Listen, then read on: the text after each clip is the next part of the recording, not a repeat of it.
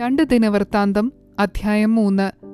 അനന്തരം ശലോമോൻ യെരുശലേമിൽ തന്റെ അപ്പനായ ദാവീദിന് യഹോവ പ്രത്യക്ഷനായ മോരിയ പർവ്വതത്തിൽ യെബൂസ്യനായ ഒർന്നാന്റെ കളത്തിങ്കൽ ദാവീദ് വട്ടം കൂട്ടിയിരുന്ന സ്ഥലത്ത് യഹോവയുടെ ആലയം പണിവാൻ തുടങ്ങി. തന്റെ വാഴ്ചയുടെ 4-ാം ആണ്ടിൽ 2-ാം മാസം 2-ാം തീയതിയായിരുന്നു അവൻ പണി തുടങ്ങിയത്. ദേവാലയം പണിയേണ്ടതിന് ശലോമോൻ ഇട്ട അടിസ്ഥാനത്തിന്റെ പരിമാണമോ മുൻപിലത്തെ അളവിൻ പ്രകാരം അതിന്റെ നീളം 60 മുഴം, വീതി 20 മുഴം. മുൻഭാഗത്തുള്ള മണ്ഡപത്തിന് ആലയത്തിന്റെ വീതിക്കൊത്തവണ്ണം 20 മുഴം നീളവും 120 മുഴം ഉയരവും ഉണ്ടായിരുന്നു. അതിന്റെ അകം അവൻ തങ്കം കൊണ്ട് പൊതിഞ്ഞു. വലിയ ആലയത്തിന് അവൻ സരളമരം കൊണ്ട് മച്ചിട്ടു. അതിനെ തങ്കം കൊണ്ട് പൊതിഞ്ഞു. അതിന്മേൽ ഈന്തപ്പനയും ലതയും കൊത്തിച്ചു. അവൻ ഭംഗിക്കായിട്ട് ആലയത്തെ രത്നം കൊണ്ട് അലങ്കരിച്ചു. പൊന്നോ പർവ്വയീം പൊന്ന് ആയിരുന്നു.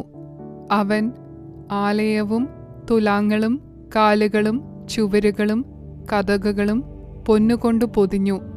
ചുവരിന്മേൽ കെരൂബുകളെയും കൊത്തിച്ചു. അവൻ അതിവിശുദ്ധ മന്ദിരവും ഉണ്ടാക്കി. അതിന്റെ നീളം ആലയത്തിന്റെ വീതിക്കൊത്തവണ്ണം 20 മുഴവും വീതി 20 മുഴവും ആയിരുന്നു. അവൻ 600 താലന്ത് തങ്കം കൊണ്ട് അത് പൊതിഞ്ഞു. ആണികളുടെ തൂക്കം 50 ശേക്കൽ പൊന്ന് ആയിരുന്നു. മാളിക മുറികളും അവൻ പൊന്നുകൊണ്ട് പൊതിഞ്ഞു. അതിവിശുദ്ധ മന്ദിരത്തിൽ അവൻ കൊത്തുപണിയായ 2 കെരൂബുകളെ ഉണ്ടാക്കി പൊന്നുകൊണ്ട് പൊതിഞ്ഞു. കെരൂബുകളുടെ ചിറകുകളുടെ നീളം 20 മുഴം. ഒന്നിന്റെ ഒരു ചിറക് ആലയത്തിന്റെ ചുവരോട് തൊടുന്നതായി 5 മുഴവും മറ്റേ ചിറക് മറ്റേ കെരൂബിന്റെ ചിറകോട് തൊടുന്നതായി 5 മുഴവുമായിരുന്നു. മറ്റേ കെരൂബിന്റെ ഒരു ചിറക് ആലയത്തിന്റെ ചുവരോട് തൊടുന്നതായി 5 മുഴവും മറ്റേ ചിറക് മറ്റേ കെരൂബിന്റെ ചിറകോട് തൊടുന്നതായി 5 മുഴവുമായിരുന്നു. ഈ കെരൂബുകളുടെ ചിറകുകൾ 20 മുഴം നീളത്തിൽ വിടർന്നിരുന്നു. അവ കാലൂന്നിയും മുഖം അകത്തോട്ട് തിരിഞ്ഞും നിന്നിരുന്നു. അവൻ നീലനൂൽ, ധൂമ്രനൂൽ, ചുവപ്പുനൂൽ, ചണനൂൽ എന്നിവ കൊണ്ട് തിരശീലയുണ്ടാക്കി. അതിന്മേൽ കെരൂബുകളെയും നെയ്തുണ്ടാക്കി.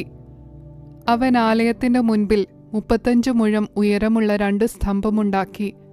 അവയുടെ തലയ്ക്കലുള്ള പോതികയ്ക്ക് 5 മുഴം ഉയരമുണ്ടായിരുന്നു. അന്തർമന്ദിരത്തിലുള്ള പോലെ മാലകളെ അവനുണ്ടാക്കി സ്തംഭങ്ങളുടെ തലയ്ക്കിൽ വെച്ചു. 100 മാതളപ്പഴവുമുണ്ടാക്കി മാലകളിൽ കോർത്തിട്ടു. അവൻ സ്തംഭങ്ങളെ മന്ദിരത്തിന്റെ മുൻപിൽ ഒന്ന് വലത്തും മറ്റേത് ഇടത്തും നിർത്തി. വലത്തേതിന് യാഖീൻ എന്നും ഇടത്തേതിന് ബോവസ് എന്നും പേർ വിളിച്ചു. 2 ദിനവൃത്താന്തം അധ്യായം 4. അവൻ താമ്രം കൊണ്ട് ഒരു യാഗപീഠമുണ്ടാക്കി.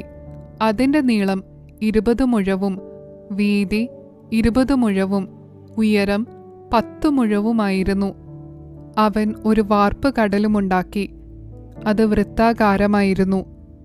അതിന് വക്കോട് വക്ക് 10 മുഴവും ഉയരം 5 മുഴവും ചുറ്റും 30 മുഴം നൂലളവും ഉണ്ടായിരുന്നു. അതിന് കീഴെ ചുറ്റിലും കുമിഴുകൾ മുഴത്തിന് 10 വീതം കടലിനെ ചുറ്റിയിരുന്നു. അത് വാർത്തപ്പോൾ തന്നെ കുമിഴുകളും 2 നിരയായി വാർത്തുണ്ടാക്കിയിരുന്നു. അത് 12 കാളയുടെ പുറത്ത് വെച്ചിരുന്നു. 3 വടക്കോട്ടും 3 പടിഞ്ഞാറോട്ടും 3 തെക്കോട്ടും 3 കിഴക്കോട്ടും തിരിഞ്ഞിരുന്നു. കടൽ അവയുടെ പുറത്ത് വെച്ചിരുന്നു. അവയുടെ പൃഷ്ഠഭാഗമൊക്കെയും അകത്തോട്ടായിരുന്നു. അതിന്റെ കനം 4 അങ്കുലവും അതിന്റെ വക്ക് പാനപാത്രത്തിന്റെ വക്കുപോലെയും വിടർന്ന താമരപ്പൂ പോലെയുമായിരുന്നു. അതിൽ 3000 ബത്ത് വെള്ളം കൊള്ളും. അവൻ 10 തൊട്ടിയുമുണ്ടാക്കി. കഴുകുന്ന ആവശ്യത്തിലേക്ക് 5 വലത്തുഭാഗത്തും 5 ഇടത്തുഭാഗത്തും വെച്ചു. ഹോമയാഗത്തിനുള്ള സാധനങ്ങളെ അവർ അവയിൽ കഴുകും. കടലോ പുരോഹിതന്മാർക്ക് കഴുകുവാനുള്ളതായിരുന്നു. അവൻ പൊന്നുകൊണ്ട് 10 വിളക്കും അവയെക്കുറിച്ചുള്ള വിധിപ്രകാരമുണ്ടാക്കി. മന്ദിരത്തിൽ വലതുഭാഗത്ത് 5-ഉം ഇടത്തുഭാഗത്ത് 5 വെച്ചു. അവൻ 10 മേശയും ഉണ്ടാക്കി. മന്ദിരത്തിൽ വലത്തുഭാഗത്ത് 5 ഇടത്തുഭാഗത്ത് 5 വെച്ചു. അവൻ പൊന്നുകൊണ്ട് 100 കലശവും ഉണ്ടാക്കി. അവൻ പുരോഹിതന്മാരുടെ പ്രാകാരവും വലിയ പ്രാകാരവും പ്രാകാരത്തിന് വാതിലുകളും ഉണ്ടാക്കി. കതക് താമ്രം കൊണ്ട് പൊതിഞ്ഞു. അവൻ കടലിനെ വലത്തുഭാഗത്ത് തെക്ക് കിഴക്കായിട്ട് വെച്ചു. ഹൂരാം കലങ്ങളും ചട്ടുകങ്ങളും കലശങ്ങളും ഉണ്ടാക്കി. ഇങ്ങനെ ഹൂരാം ദേവാലയത്തിൽ ശലോമോൻ രാജാവിന് വേണ്ടി ചെയ്ത പണി തീർത്തു.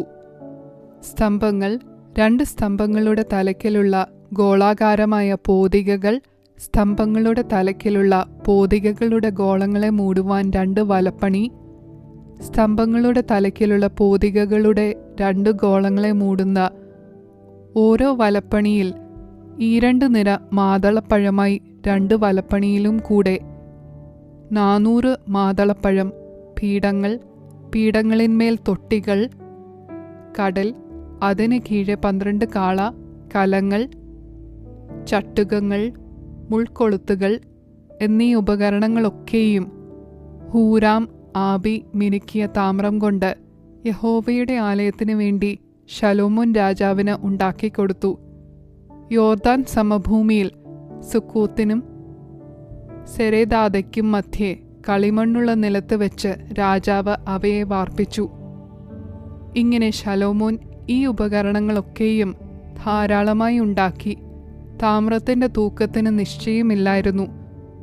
ശലോമോൻ ദേവാലയത്തിലെ ഉപകരണങ്ങളൊക്കെയും പൊന്നുകൊണ്ടുള്ള പീഠവും കാഴ്ചയപ്പം വയ്ക്കുന്ന മേശകളും അന്തർമന്ദിരത്തിന് മുൻപാകെ നിയമപ്രകാരം കത്തേണ്ടതിന് നിർമ്മലമായ തങ്കം കൊണ്ടുള്ള നിലവിളക്കും ദീപങ്ങളും പൊന്നുകൊണ്ട് സാക്ഷാൽ നിർമ്മലമായ തങ്കം കൊണ്ട് തന്നെ പുഷ്പങ്ങളും ദീപങ്ങളും ചവണകളും തങ്കം കൊണ്ട് കത്രികകളും കലശങ്ങളും തവികളും തീച്ചട്ടികളും ഉണ്ടാക്കി. ആലയത്തിന്റെ വാതിലുകൾ അതിവിശുദ്ധ മന്ദിരത്തിലേക്കുള്ള അകത്തെ കതകുകളും മന്ദിരമായ ആലയത്തിന്റെ കതകുകളും പൊന്നുകൊണ്ട് ആയിരുന്നു.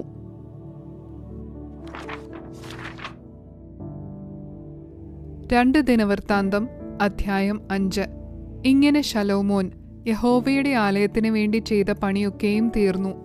പിന്നെ ശലോമോൻ തന്റെ അപ്പനായ ദാവീദ് നിവേദിച്ചിരുന്ന വസ്തുക്കളായ വെള്ളിയും പൊന്നും ഉപകരണങ്ങളൊക്കെയും കൊണ്ടുവന്ന് ദേവാലയത്തിലെ ഭണ്ഡാരഗ്രഹങ്ങളിൽ വെച്ചു.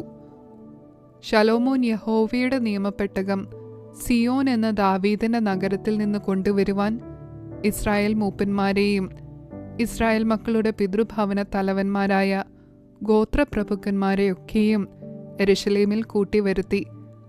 ഇസ്രായേൽ പുരുഷന്മാരെല്ലാവരും 7-ാം മാസത്തിലെ ഉത്സവത്തിൽ രാജാവിന്റെ അടുക്കൽ വന്നുകൂടി.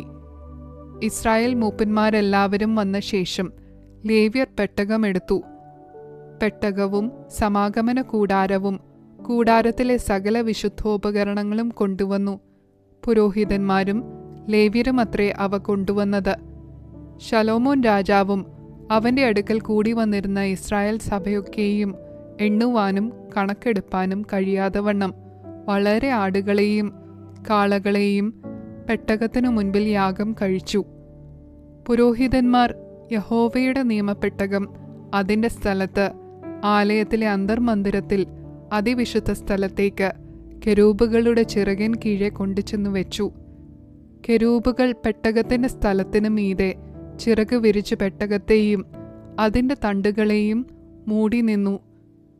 തണ്ടുകൾ നീണ്ടിരിക്കിയാൽ തണ്ടുകളുടെ അറ്റങ്ങൾ അന്തർമന്ദിരത്തിനു മുൻപിൽ പെട്ടകത്തെ കവിഞ്ഞു കാണുമെങ്കിലും പുറത്തുനിന്ന് കാണുകയില്ല. അവ ഇന്നുവരെ അവിടെയുണ്ട്.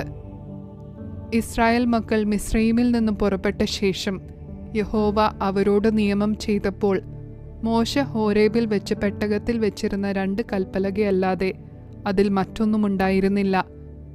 പുരോഹിതന്മാർ വിശുദ്ധ മന്ദിരത്തിൽ നിന്ന് വന്നപ്പോൾ അവിടെയുണ്ടായിരുന്ന പുരോഹിതന്മാർ കൂറുകളുടെ ക്രമം നോക്കാതെ എല്ലാവരും തങ്ങളെ വിശുദ്ധീകരിച്ചിരുന്നു.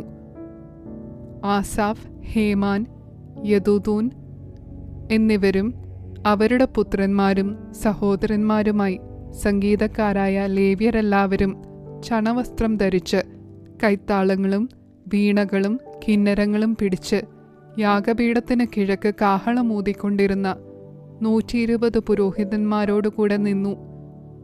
കാഹളക്കാരും സംഗീതക്കാരും ഒത്തൊരുമിച്ച് കാഹളങ്ങളോടും കൈത്താളങ്ങളോടും വാദിത്രങ്ങളോടും കൂടെ അവൻ നല്ലവനല്ലോ, അവൻ്റെ ദയ എന്നേക്കുമുള്ളത് എന്ന് ഏകസ്വരമായി കേൾക്കുമാറ് യഹോവയെ വാഴ്ത്തി സ്തുതിച്ചു. അവർ ഉച്ചത്തിൽ പാടി യഹോവയെ സ്തുതിച്ചപ്പോൾ യഹോവയുടെ ആലയമായ മന്ദിരത്തിൽ ഒരു മേഘം നിറഞ്ഞു. യഹോവയുടെ തേജസ് ദേവാലയത്തിൽ നിറഞ്ഞിരുന്നതുകൊണ്ട് പുരോഹിതന്മാർക്ക് മേഘം നിമിത്തം ശുശ്രൂഷ ചെയ്യേണ്ടതിന് നിൽപ്പാൻ കഴിഞ്ഞില്ല.